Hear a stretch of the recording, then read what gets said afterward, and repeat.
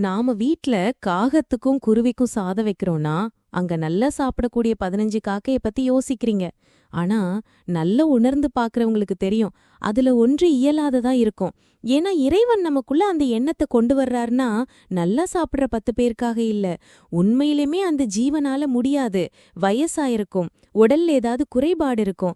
இந்த மாதிரி ஏதோ ஒரு விஷயம் உள்ள ஒரு ஜீவனுக்கு பசியாத்தணும். அப்ப நீ செய்யறத 10 பேர் எடுத்துக்கிட்டாலும் உண்மையிலே ஒரு ஜீவனுக்கு தேவைப்படுது இல்லையா? அதற்காகத்தான் நாம செய்றோங்கிறத தெரிஞ்சுக்கணும். நானும் இத உணர்ந்திருக்கேன். வீட்ல சாப்பாடு பொங்கி உயிரினங்களுக்கு வைக்கும்போது, ஒரு காக்கா ஒத்த காலோட வரும். இன்னொரு காக்கா ரெக்கையில அடிபட்டு பறக்கவே ரொம்ப கஷ்டப்படும். அப்ப அந்த ஜீவராசிகள் உணவெடுக்கும்போது, உண்மையிலேயே அதுதான் அதுல உள்ள குறிக்கோளுங்கிறத புரிஞ்சுக்கணும். இதுல பாவம் புண்ணியம்லாம் யோசிக்க வேண்டாம். இது வச்சா கூடி கூடியா புண்ணியம் வரும். ஆனா அதெல்லாம் ஒண்ணும் வேண்டாம்.